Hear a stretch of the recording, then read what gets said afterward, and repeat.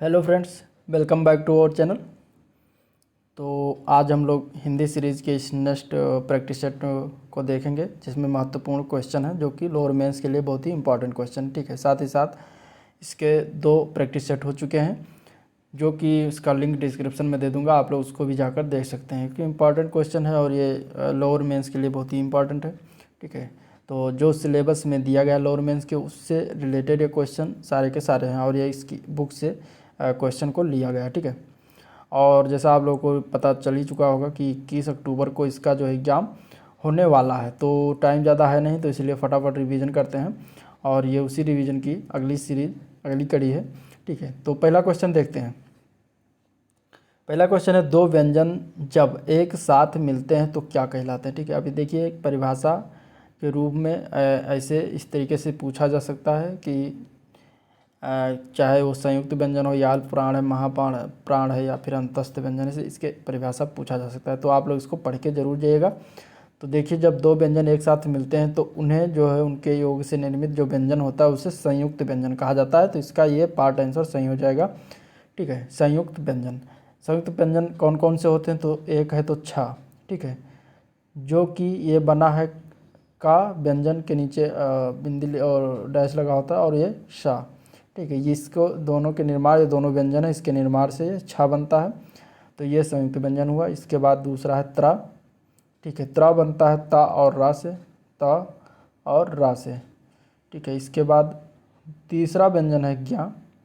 ज्ञा बनता है जा और या से। ठीक है, या। चौथा व्यंजन है श्रा। श्रा भी संयुक्त व्यंजन में आता है, जो स और रा से बनता है, स और रा से।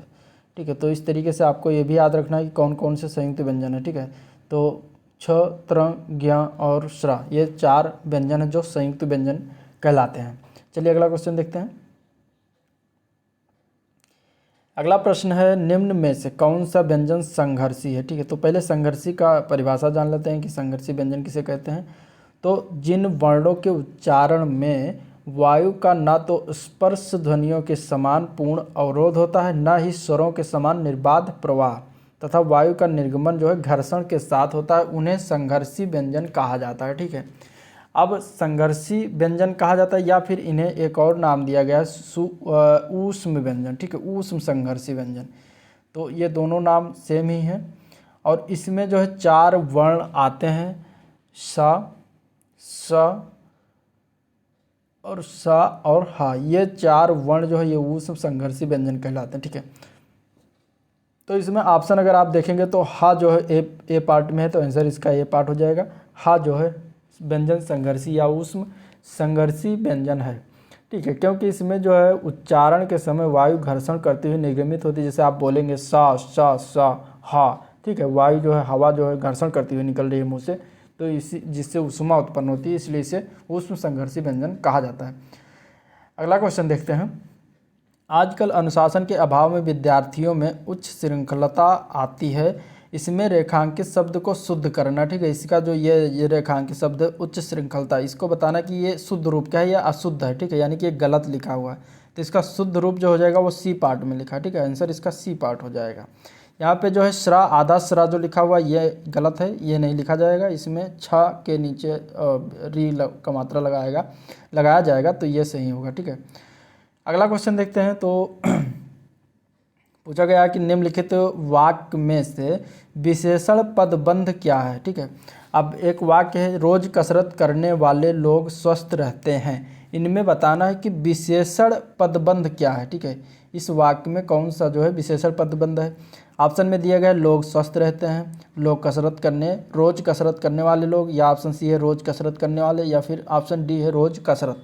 तो इसमें देखिए विशेषण जो पदबंध है वो है आपका सी पार्ट, रोज कसरत करने वाले। ठीक है, इसका आंसर जो हो जाएगा वो सी पार्ट हो जाएगा। वह, अब इसका जान लेते हैं विशेषण पदबंध किसे कहते हैं। तो वह पदबंध जो वाक्य में विशेषण यानी कि संज्ञा सर्वनाम की विशेषता बताने वाले को विशेषण कहा जाता है। तो वह पदबंध जो वाक्य में विशेषण का कार्य करते हैं वह विशेषण पदबंध कहलाते हैं।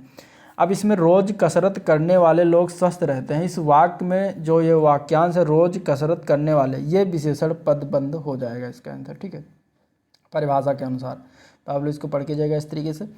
अगला प्रश्न देखते हैं। तो सभी चिट्ठियां डाक से भेजी गई, इसमें कर्ता क्या है, कर्ता बताना, इसमें कर्ता क्या है। ठीक है, तो देखिए सभी चिट्ठियां डाक से भेजी गई, तो इसमें जो चिट्ठियां है ये कर्ता हो जाएगा। आंसर इसका हो जाएगा कर्ता चिट्ठियां। ठीक है, इस वाक्य में अगर डाक देखें तो डाक जो है वो करण कारक में आएगा। भेजी गई यानी कि क्रिया आएगा, ये क्रिया हो जाएगा। ठीक है, सभी ये विशेषण है और चिट्ठियां हो जाएगा वो कर्ता, और वो भी ये स्त्रीलिंग शब्द है। तो इस तरीके से इसका पद विन्यास किया जाता है। आप लोग इसको पढ़ के ये भी जाएगा, इस तरीके से पूछा जा सकता है, क्योंकि सिलेबस में दिया हुआ है क्वेश्चन, सॉरी ये सिलेबस में टॉपिक दिया हुआ है।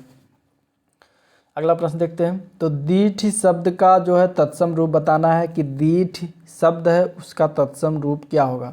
ऑप्शन ये है दृष्टि, दिष्टि, दिष्टि या फिर दृष्टि।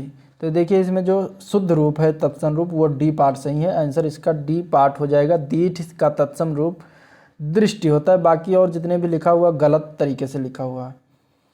अगला प्रश्न देखते हैं। तो अत्यंत शब्द का संधि विच्छेद करने पर उपसर्ग के रूप में क्या प्राप्त होगा। ठीक है, इसमें बताना है कि उपसर्ग क्या होगा, इसमें उपसर्ग क्या लगा हुआ है। तो देखिए अत्यंत शब्द का अगर संधि विच्छेद करेंगे तो इसमें हमें अति, ठीक है, प्लस अंत, इसका हो जाएगा ये संधि विच्छेद। तो उपसर्ग पहले लगता है तो ये अति जो है यही इसका उपसर्ग हो जाएगा, जो कि ए सी पार्ट में दिया गया है और सी पार्ट इसका सही हो जाएगा। ठीक है, अब अति उपसर्ग से और शब्द जैसे अत्यधिक, अतिरिक्त, अतिशय, ये सब अति उपसर्ग के और शब्द बनते हैं। ठीक है, तो अगर वीडियो पसंद आए और हिंदी का जो है ये क्वेश्चन अच्छा लगे, समझ में आए और महत्वपूर्ण, तो आप लोग वीडियो को लाइक करिएगा, चैनल को सब्सक्राइब करिएगा, तो शेयर भी करिएगा अपने दोस्तों में। ठीक है, और अगला प्रश्न देखते हैं। अज्ञ शब्द का विलोम क्या होता है। तो अज्ञ शब्द का विलोम होता है विज्ञ। ठीक है, आंसर इसका ये पार्ट हो जाएगा विज्ञ। अज्ञ शब्द का विलोम विज्ञ होता है। मूर्ख शब्द का विलोम पंडित होता है। ठीक है, अनुज शब्द का विलोम अग्रज होता है। ठीक है, अल्प शब्द का विलोम बहु होता है।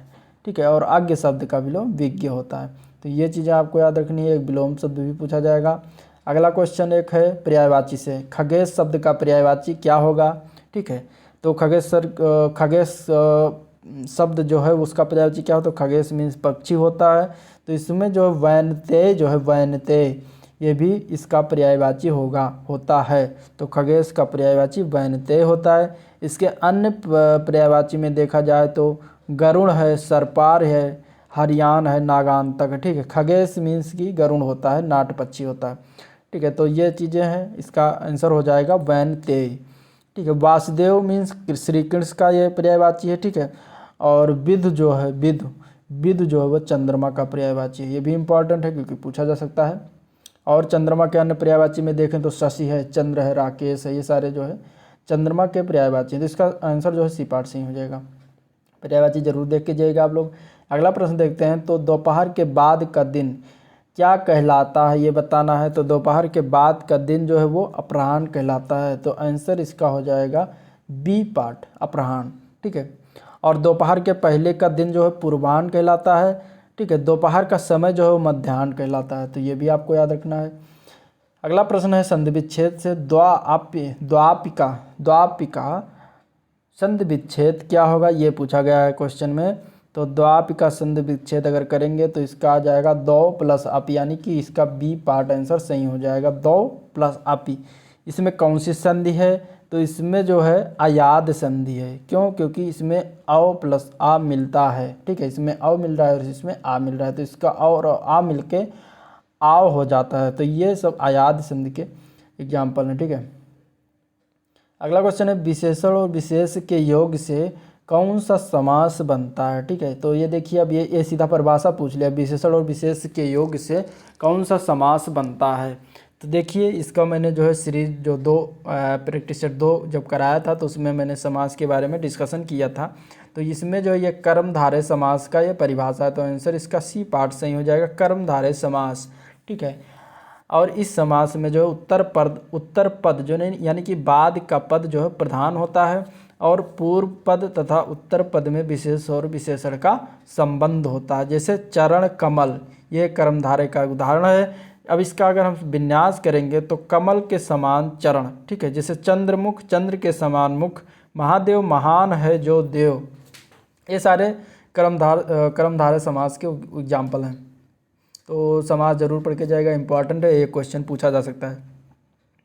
अगला क्वेश्चन है निम्नलिखित वाक्य को संयुक्त वाक्य में परिवर्तित करें। अब ये लिखा हुआ है क्वेश्चन, पढ़ने के अतिरिक्त वो लिखता भी है, इसको हमें संयुक्त वाक्य में बदलना है। ये कौन सा वाक्य में लिखा गया, तो ये मिश्र वाक्य में लिखा हुआ है, ठीक है, पढ़ने के अतिरिक्त वो लिखता भी है, इसको हमें संयुक्त वाक्य में बदलना है। तो संयुक्त वाक्य में क्या हो जाएगा, संयुक्त वाक्य में हो जाएगा वो केवल पढ़ता ही नहीं बल्कि लिखता भी है। हमें इसके बीच में ऐसा कोई संयोजक शब्द लगाना पड़ेगा जो संयुक्त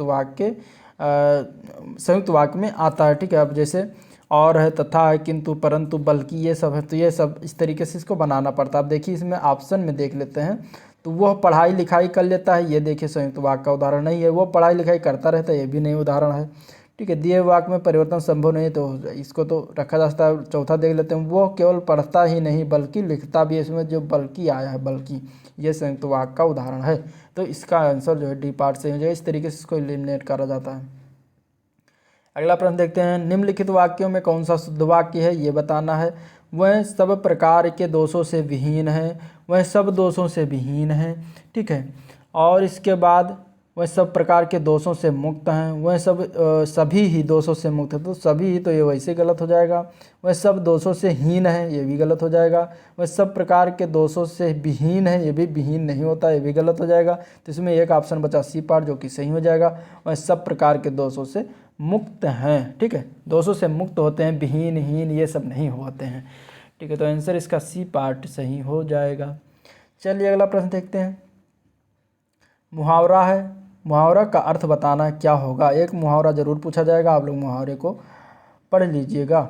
मन की बात ताड़ने वालों के लिए उपयुक्त मुहावरा क्या होगा, ठीक है। तो मन की बात ताड़ने वालों के लिए उपयुक्त मुहावरा देखना है। हवा का रुख पहचानना, नहीं, ये नहीं होगा। लिफाफा देखकर खत का मजमून जानना, ये भी नहीं होगा। सूरत देखकर हाल बताना, ये भी नहीं होगा। मन की बात ताड़ने वाले उड़ती चिड़िया को भांपना, ये इसका डी पार्ट आंसर सी हो जाएगा। उड़ती चिड़िया को भांपना, कहते हैं ना लोग कि मैं उड़ती चिड़िया को भांप लेता हूँ कि किधर जा रही है, तो यानी कि मन की बात वो ताड़ ले, मन की बात जान जाता है। आंसर इसका डी पार्ट सही हो जाएगा। अगला क्वेश्चन भी कहावत से है कि बैल न कूदे कूदे तंगी का अर्थ क्या होगा, ठीक है। वीरता पर विश्वास होना, या फिर गड्ढे में कूदना, या फिर साहसिक कार्य करना, या फिर स्वामी के बल पर सेवक का साहस। तो इसका सटीक आंसर इसका जो है डी पार्ट हो जाएगा, स्वामी के बल पर सेवक का साहस। बैल न कूदे कूदे तंगी, ठीक है, बैल नहीं कूदता है बल्कि उस पर जो सेवक है वो जो है तंगी कूद रहा है, ठीक है। तंगी माने कि तांगा टाइप का जो होता है उसमें बंधा हुआ होता है, तो बैल ज़्यादा नहीं कूद रहा, तंगी कूद रहा है। इसी पे स्वामी, अब बैल इसमें स्वामी को बैल के अनुसार लिया गया है और सेवक जो है तंगी हो गया, तो कूदे तंगी, यानी कि स्वामी के बल पर सेवक का साहस। अगर कोई सेवक ज़्यादा उछल कूद रहा है तो उसको कह सकते हैं कि बैल ना कूदे कूदे तंगी। चलिए अगला क्वेश्चन देखते हैं। शासकीय पत्र के संदर्भ में कौन सा कथन गलत है, ठीक है। यह बताना है कि शासकीय पत्र के संबंध में कौन सा कथन जो है गलत है, ठीक है।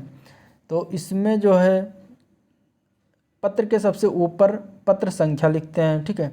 पत्र संख्या के ऊपर तिथि लिखी जाती है, ठीक है। इसके बाद पत्र के बाईं ओर सेवा में लिखा जाता है, या फिर संबोधन महोदय बाईं ओर लिखा जाता है। तो इसमें देखिए ये भी सही है, ये भी सही है, ये भी सही है। ये जो लिखा है पत्र संख्या के ऊपर तिथि लिखी जाती है, तो ऊपर तिथि नहीं लिखी जाती है, नीचे तिथि लिखी जाती है, ठीक है। पत्र संख्या अगर स्टार्ट किया सेवा में श्रीमान महोदय करके, इसके बाद जब खत्म किया तो सबसे नीचे लास्ट में डेट लिखा जाता है, तिथि लिखा जाता है। तो इस तरीके से इसका बी पार्ट सही हो जाएगा, यही कथन गलत है, ठीक है। चलिए अगला प्रश्न देखते हैं।